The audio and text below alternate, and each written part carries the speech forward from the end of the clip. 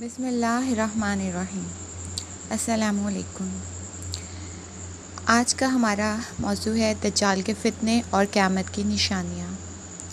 नाज़रीन, इब्ने माजा में है कि हुज़ूर सल्लल्लाहु अलैहि वसल्लम ने अपने एक खुतबा का कमोबेश हिस्सा दज्जाल का वाक़या बयान करने और इससे डराने में ही सर्व किया, जिसमें ये भी फरमाया कि दुनिया की इब्तदा से लेकर इंतहा तक कोई फ़ितना इससे बड़ा नहीं।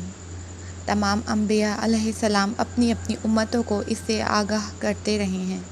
मैं सबसे आखिरी नबी हूँ और तुम सबसे आखिरी उम्मत हो, वो यकीनन तुम ही में आएगा। अगर मेरी मौजूदगी में आ गया तब तो मैं इससे निमट लूँगा, और अगर बाद में आया तो हर शख्स को अपना आप इससे बचाना पड़ेगा। मैं अल्लाह ताला को हर मुसलमान का खलीफा बनाता हूँ। मज़ीद फरमाया, वो शाम और इराक़ के दरमियान निकलेगा, दाएं बाएं खूब घूमेगा। लोगों, ए अल्लाह के बंदो, देखो तुम साबित कदम रहना। सुनो, मैं तुम्हें इसकी ऐसी सिफ़त सुनाता हूँ जो किसी नबी ने अपनी उम्मत को नहीं सुनाई। वो इब्तदा में दावा करेगा कि मैं नबी हूँ, बस तुम याद रखना कि मेरे बाद कोई नबी नहीं। फिर वो इससे भी बढ़ जाएगा और कहेगा मैं खुदा हूँ, बस तुम याद रखना कि खुदा को इन आँखों से कोई नहीं देख सकता। हाँ, मरने के बाद दीदारे बारी ताला हो सकता है। और सुनो, वो काना होगा और तुम्हारा रब काना नहीं। इसकी दोनों आँखों के दरमियान काफिर लिखा हुआ होगा, जिसे पढ़ा लिखा और अनपढ़ कर्ज हर ईमानदार पढ़ लेगा। इसके साथ आग होगी और बाग होगा।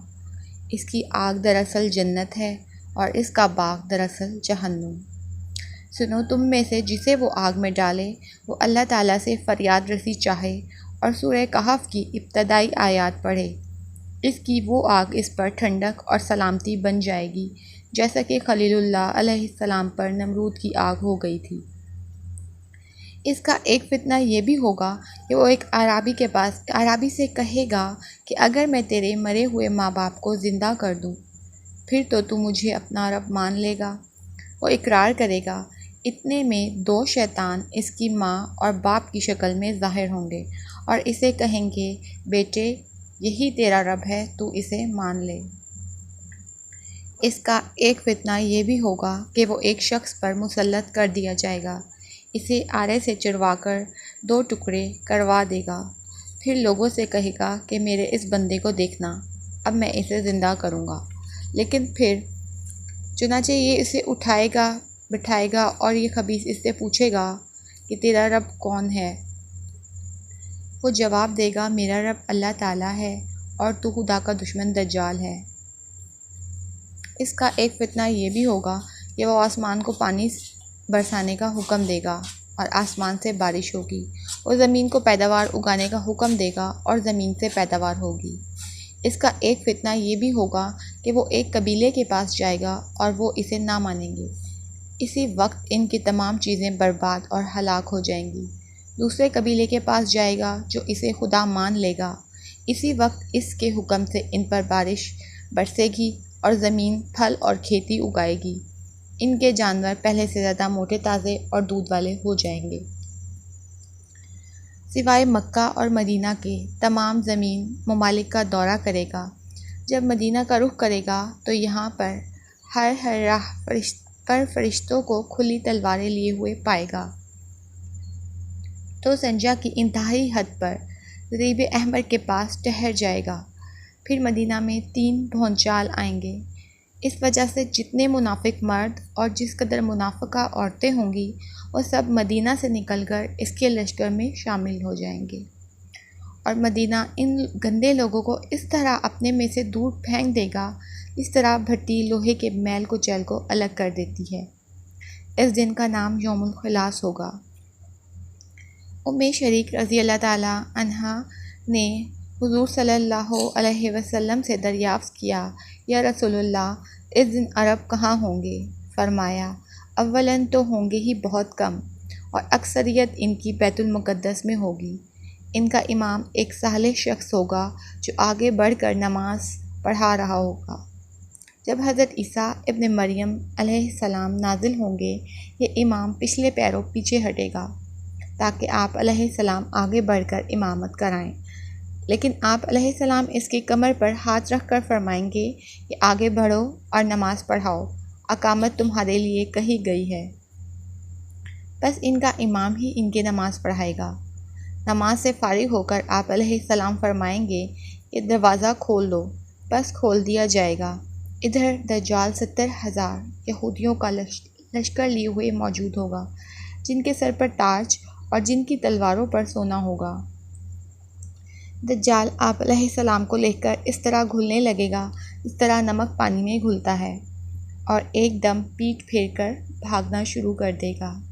लेकिन आप अलैहिस्सलाम फरमाएंगे, खुदा ने मुकर्रर कर दिया है कि तू मेरे हाथ से एक ज़रब खाएगा, तू इसे टाल नहीं सकता। चुनाचे आप अलैहिस्सलाम इसे बाबुल लद के पास पकड़ लेंगे और वहीं इसे कत्ल कर देंगे। हुज़ूर सल्लल्लाहु अलैहि वसल्लम फरमाते हैं, फिर ईसा इब्न मरियम अलैहिस्सलाम मेरी उम्मत में हाकिम होंगे, आदिल होंगे, इमाम होंगे, बाइंसाफ़ होंगे। जिज़्या को हटा दिया जाएगा, हसद और बुग़्ज़ बिल्कुल जाता रहेगा, हर जहरीले जानवर का जहर हटा दिया जाएगा। बच्चे अपनी उंगली ताम के मुंह में डालेंगे, लेकिन वो इन्हें कोई ज़रर नहीं पहुंचाएगा। शेरों से लड़के खेलेंगे, नुकसान कुछ ना होगा। भेड़िए बकरियों के गले में इस तरह फिरेंगे जैसे रखवाला कुत्ता हो। तमाम ज़मीन और इस्लाह से भर जाएगी जैसे कोई बर्तन पानी से लबालब भरा हुआ हो। सबका कलमा एक हो जाएगा, अल्लाह के सिवा किसी की इबादत ना होगी। लड़ाई और जंग बिल्कुल मौकूफ़ हो जाएगी। एक जमात को एक अंगूर का खोशा पेट भरने के लिए काफ़ी होगा। एक अनार इतना बड़ा होगा कि एक जमात खाएगी और सैर हो जाएगी। बैल इतनी कीमत पर मिलेगा और घोड़ा चंद दरहमों पर मिलेगा। दज्जाल के ज़हूर से 3 साल बेशतर सख्त कहत साली होगी। पहले साल बारिश का तीसरा हिस्सा बहुक्म खुदा रोक लिया जाएगा और ज़मीन की पैदावार का भी तीसरा हिस्सा कम हो जाएगा। फिर दूसरे साल खुदा आसमान को हुक्म देगा कि बारिश की 2/3 रोक लो। यही हुक्म ज़मीन को होगा कि अपनी पैदावार 2/3 कम कर दे। तीसरे साल आसमान से बारिश का एक कतरा ना बरसेगा, ना ज़मीन से कोई रोईदगी पैदा होगी। तमाम जानवर इस कहत से हलाक हो जाएंगे मगर जिसे खुदा चाहे। आप सल्लल्लाहु अलैहि वसल्लम से पूछा जाएगा, फिर इस वक्त लोग कैसे ज़िंदा रह जाएंगे? आप सल्लल्लाहु अलैहि वसल्लम ने फरमाया, इनकी ग़िज़ा के कायम मकाम इस वक्त इनका ला इलाहा इल्लल्लाह कहना और अल्लाहु अकबर कहना और सुबहान अल्लाह कहना और अल्हम्दुलिल्लाह कहना होगा। इमाम इब्न माजा रहमतुल्लाह ताला अलैहि फरमाते हैं, मेरे उस्ताद ने अपने उस्ताद से सुना, वो फरमाते थे, ये हदीस इस काबिल है कि बच्चों के उस्ताद इसे बच्चों को भी सिखाएं बल्कि लिखवाएं ताकि इन्हें याद भी रहे। मज़ीद इस तरह के वाक़यात और मालूमात जानने के लिए इस चैनल को सब्सक्राइब, लाइक और शेयर करें।